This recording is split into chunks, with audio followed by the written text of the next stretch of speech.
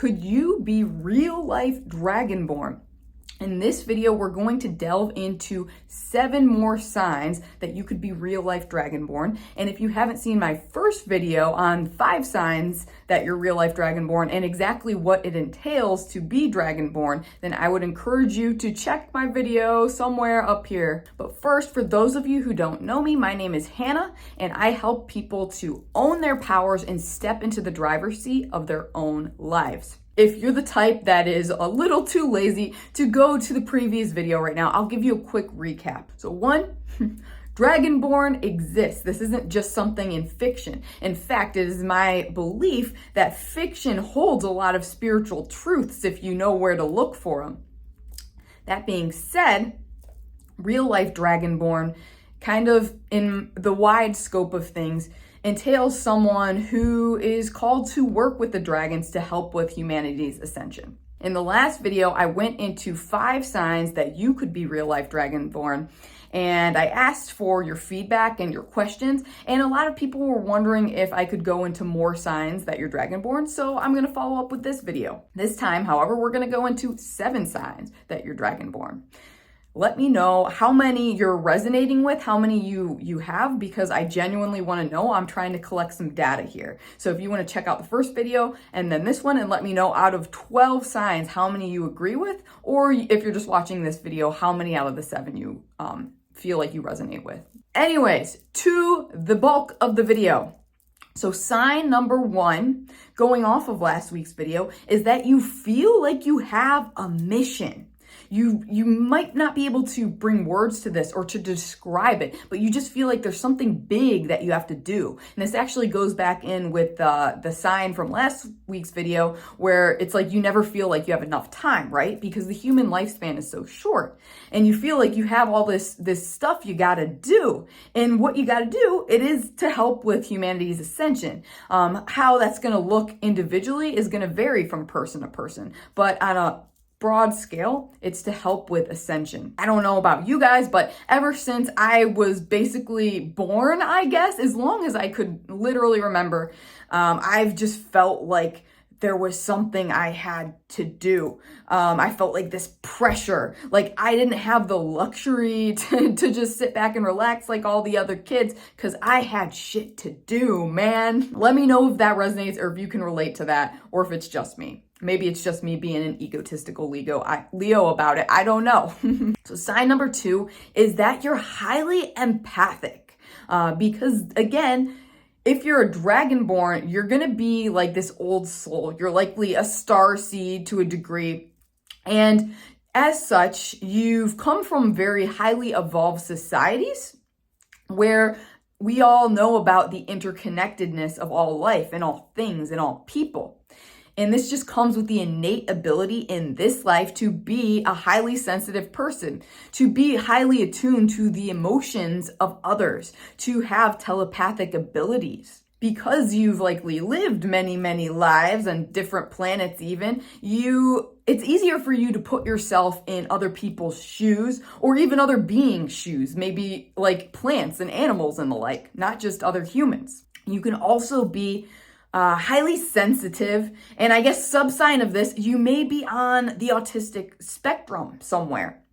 You may be neurodivergent. Likely though, you're highly sensitive because you're so attuned to the energies of the world, the interconnectedness of all life, that it's easy to get overstimulated.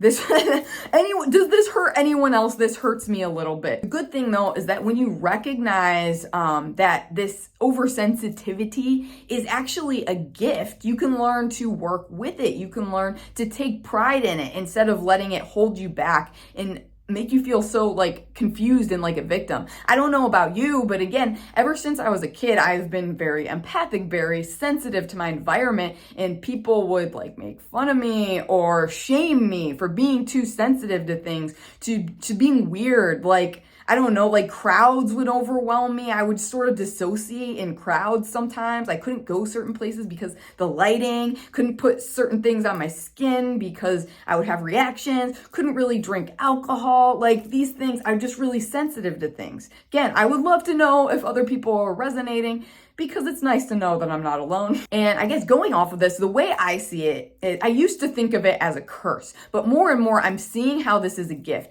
I'm seeing how people that aren't neurodivergent, people that aren't highly sensitive or empathic or whatever you want to call it on the spectrum, to me, it almost seems like these people are kind of numb. That's not like a criticism of these people. It's just an observation. I have no judgment in it whatsoever. It just seems like it's not like we're highly sensitive. It's almost like they're numb. For example, again, going back to the alcohol thing, let's say, alcohol is like a poison, really. And it's like me being sensitive to alcohol is like my body just being like, no, this is poison. I can't consume poison. If people can drink alcohol and not have like this sensitivity to it, it's almost like their body's like numb to the fact that they're poisoning it. I hope that makes sense and that resonates. Again, it's no judgment. I have no judgment against these things. It's just things that I've observed as I've moved throughout my life and I've worked with clients and my friends. Anyways, getting rambly, so I'm gonna move on to number 3. Number 3, kind of going off of number 2, is that you have enhanced psychic abilities. So yay, it's not all bad being like this highly sensitive person. You get psychic abilities. How cool is that? So you may have always had really developed clairvoyance, where maybe you've literally like seen your imaginary friends, or clairaudience, where you can hear your guides speaking to you. Claircognizance, where you just know things. Maybe you can astral travel. Maybe your dreams are prophetic. Maybe you can talk to those on the other side. Whatever it is, psychic abilities are going to come more naturally to you because you are more of a highly evolved being if you've stepped into this mission of being a dragonborn, and likely you've lived previous lifetimes as a dragon, which are just highly psychic beings. So if you're curious to go deeper with that, I would encourage you to check out my free quiz in the link below. It's What's Your Psychic Superpower?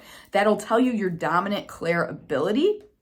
And I will then send you an exercise to assist you in strengthening that clair ability so you can more closely work with your guides and just be an all-around psychic badass. So number 4 is that you can be a bit of a loner. You can be a bit of a recluse, a bit of a hermit. I, for one, always very much looked up to Obi-Wan and Yoda in Star Wars, because I was like, man, these guys are living the dream. Like, that's what I want to, just go live on an isolated planet or like in a cave somewhere and just like meditate or whatever it is they do. This can tie in with you being highly sensitive, because oftentimes, because everything is just too much, it can be so overstimulating that you just have to get away. You have to make your own space. And the only way you might feel you can do this is to put up these boundaries, these physical walls, like go somewhere where no people are, and know that that's okay if you have urges to do this. Sometimes it's the only way we can really set these boundaries, and it's okay to honor that and recognize that. Likely, as a result, you feel at home in nature, because nature it's not going to judge you.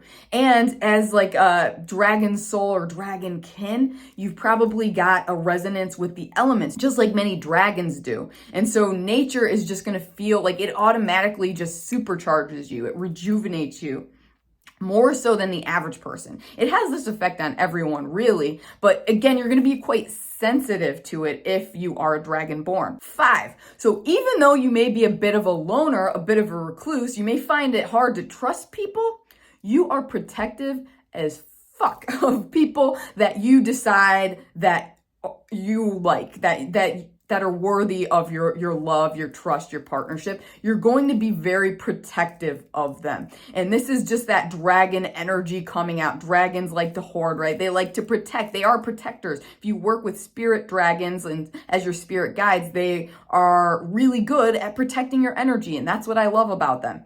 And you too, as a person, as a dragon born on this planet at this time, are going to be protective of your animals, of your friends, of your family. So 6 is that you have just a very powerful effect on people, or no effect at all. I believe I mentioned this in a previous video. I don't know which one, but I've noticed, at least with myself, that I just tend to have really strong impact on people, where like they either love me or they hate me or they just do not see me at all. It's like I don't exist in their reality at all. And it can be weird and intimidating and frustrating a lot of times. I'm like, yo, I'm just trying to live my best life. You know, this is me, like the song from Greatest Showman, just trying to live my best life. And I just have this profound effect on so many people, or no effect. Like I just, no matter what I do, they just won't acknowledge me. They can't see me or whatever. I can't manifest in their reality, I guess. And this is common with Dragonborn people because you have like this activator energy. You're meant to help with humanity's ascension, so you're going to have a strong effect on people, whether it is to trigger them, i.e. like trigger their hatred, their loathing for you, because you're going to shine a light onto the shadows that they don't want to see just with your presence alone. Or whether it's like they're on the same wavelength as you, they look up to you, they find you inspirational, so they just love you. Or again, if they aren't noticing you at all and you're invisible. I think of the Princess Diaries for some reason, how she would always say, oh, I'm invisible, I'm invisible. I felt that way for most of my youth and childhood. And that's likely, well, on one hand, that's a result of you not fully stepping into your power as this leader, as this activator, as this Dragonborn. On the other hand, too, it might just be that people, they're not ready to receive what you have to offer. They literally cannot like accept you in their reality. So it's no like shit on you. That's just them in their path. And we have to learn as Dragonborn to just respect that and not take it personally. Finally, 7 is that basically across the board, kids and animals are gonna love you. Even if they're not like loving you, they're going to find you very intriguing. I don't know how many times I've been just out in public and like babies just stare into my soul, like with these wide eyes. I'm like, what can they see, man? What can they see? And I've always worked with kids. Like ever since I basically was a kid, I've been looking after my younger cousins, my younger sibling. You know, I've been working at the nursery at my church. I was babysitting. And then as I got older, I worked at Disney and I was a teacher. And so I just can't seem to get away from kids. And I realized actually when I took a break from working with kids that I really missed it because I like that kid energy. I feel accepted by kids. And I feel like the reason why they're drawn to me is they feel accepted by me. I don't condescend to kids. I just treat them like the sovereign beings that they are. And so, again, as a Dragonborn, you're going to see everyone and everything as a sovereign being. And kids and animals, they're used to being condescended to. They're used to being invisible and not being seen and fully respected as creator beings in their own right. But as a Dragonborn, even if you're not conscious of it, you're going to give off that energy of just mutual respect, and they're going to react accordingly. So there you have it, friends. 7 more signs that you're Dragonborn. So what I want to know, again, if you haven't already responded, please let me know in the comments how many of these signs do you resonate with. I'm really trying to gather some data here and I really want to know. And I would encourage you again to check out my previous video, the 5 signs you're Dragonborn, and just put it all together and see how many out of the 12 you're resonating with. And if you're resonating with me and the dragons and with what I do, you can also hit up my website to learn how to work with me one-on-one.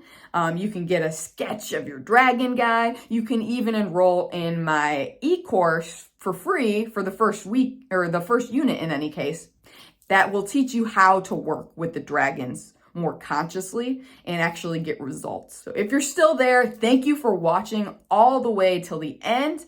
I love you. I respect you. The dragons love you, and we will all continue to love you forever. If you could like this video, subscribe, and hit that notification bell to be notified when I post on my super sporadic schedule, okay?